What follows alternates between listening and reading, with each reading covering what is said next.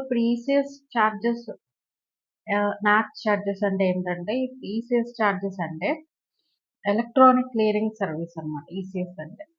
అదే నాచ్ అంటే national automated clearing house. So ఈ చార్జెస్ అనేది అసలు ఎందుకు పడతాయి, అసలు ఈ చార్జెస్ ఏంటి అనేది ఈ వీడియోలో తెలుసుకుందాం. ఇప్పుడు ఈసీఎస్ నాచ్ రిటర్న్ చార్జెస్ అంటే అవి యాక్చువల్గా పెనాల్టీస్ అనమాట. సో పెనాల్టీస్ బ్యాంక్ వాళ్ళు మనకి వేసేది. ఎందుకు అంటే ఇప్పుడు ఆటో డెబిట్ అవుతాయి ఈఎంఐ కానీ, సిప్ కానీ, లేదంటే ఏదైనా బిల్స్ కానీ, యూటిలిటీ బిల్స్ కానీ. ఆ ఆటో డెబిట్ అయ్యేది ఫెయిల్ అయితే దానికి పెనాల్టీస్ వేస్తారు. ఆ పెనాల్టీస్నే ఈసీఎస్ చార్జెస్, నాచ్ చార్జెస్ అనేది. సో దీనికి ఉండే మోస్ట్ కామన్ రీజన్ ఏంటంటే ఇన్సఫిషియంట్ ఫండ్స్ ఉండటం బ్యాంక్ అకౌంట్లో. అంటే ఆ షెడ్యూల్ డేట్కి సంబంధించినప్పుడు వచ్చేసరికి ఇన్సఫిషియంట్ ఫండ్స్ ఉంటే అకౌంట్లో అప్పుడు అది బౌన్స్ అయినట్లు, అంటే చెక్ బౌన్స్ ఎలాగో అట్లాగే కన్సిడర్ చేసి దానికి ఈసీఎస్ చార్జెస్ ఇవి వేస్తారు.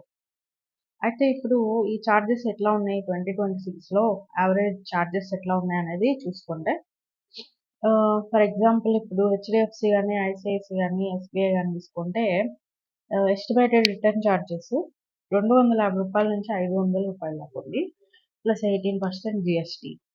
ఫెడరల్ బ్యాంక్ అయితే ₹350, సేవింగ్స్ అయితే 350 నుంచి 750 వరకు. 750 కరెంట్ అకౌంట్ వాటికి. యాక్సిస్ బ్యాంక్ అయితే ₹339 నుంచి ₹500 వరకు plus GST. So late payment penalty అనేది, సో ఇవి ఈసీఎస్ చార్జెస్ అనమాట. సో ఇందులో మనం గుర్తుంచుకోవాల్సింది ఏంటంటే ముఖ్యంగా ఇప్పుడు జిఎస్టీ ఎక్స్ట్రా ఉంటుంది కాబట్టి 18% ఎక్స్ట్రా అంటే ఇప్పుడు బేస్ పెనాల్టీ ఒకవేళ ₹500 అనుకుంటే మనకి జిఎస్టీ కలిపి ₹590ని డిడక్ట్ చేస్తారు. సో ఈఎంఐ ఫెయిల్ అయింది అంటే ఒకవేళ బ్యాంక్ వచ్చేసి ఫస్ట్ ఈఎంఐ చూసినప్పుడు రిటర్న్ ఛార్జ్ అందులో అమౌంట్ లేకపోతే అకౌంట్లో ఫస్ట్ టైం డెబిట్ చేస్తుంది. మళ్ళీ కొంత టైం తర్వాత మళ్ళీ ట్రై చేస్తుంది డెబిట్ చేయడానికి, మళ్ళీ లేకపోతే మళ్ళీ డెబిట్ చేస్తుంది. సో ఏ టైంకి ఆ టైమే ఇది. సో ఈ లేట్ పేమెంట్ ఛార్జెస్ అనేది ఇలా ఉంటాయి అన్నమాట. అండ్ వీటి వలన క్రెడిట్ స్కోర్ కూడా ఇంపాక్ట్ అవుతుంది, సిబిల్ స్కోర్ కూడా. సో ఇవి ఎట్లా అవాయిడ్ చేయాలి అంటే మెయింటైన్ ఏ బఫర్. అంటే ఇప్పుడు ఒక ఈఎంఐ అయినా సరే ఎక్స్ట్రా అమౌంట్, ఒక ఈఎంఐకి సరిపడా ఎక్స్ట్రా అమౌంట్ ఎప్పుడు అకౌంట్లో ఉండేలాగా చూసుకోవాలి. ఇన్ కేసు ఒకవేళ మర్చిపోయినా కూడా అది సేఫ్ జోన్లో ఉండేటట్టు. అండ్ ఎస్ఎంఎస్ అలర్ట్స్ని పెట్టుకోవాలి. ఎస్ఎంఎస్ అలర్ట్స్ పెట్టుకున్నప్పుడు ఏంటంటే మనకి ముందుగా ఎస్ఎంఎస్ వస్తుంది మీ డెబిట్ అయిపోతుంది అని చెప్పి మ్యాండేట్.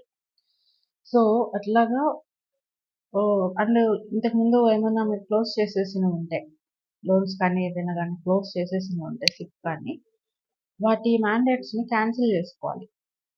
సో వాటి మ్యాండేట్స్ క్యాన్సిల్ చేసేసుకుంటే ఛార్జెస్ పడకుండా ఉంటాయి. సో దీని గురించి కొంచెం ఎక్కువ ఇన్ఫర్మేషన్, ఇప్పుడు ఈ రిక్వెస్ట్ని ఎట్లా క్యాన్సిల్ చేసుకోవాలి, ఈ ఈసీఎస్ చార్జెస్ రిక్వెస్ట్ని ఎలా క్యాన్సిల్ చేసుకోవాలి, ఒకవేళ ఆల్రెడీ తప్పుగా ఈసీఎస్ చార్జెస్ డెబిట్ చేసి ఉంటే వాటిని ఎట్లా రీఫండ్ చేసుకోవాలి, వీటి గురించి నెక్స్ట్ వీడియోలో చూద్దాం.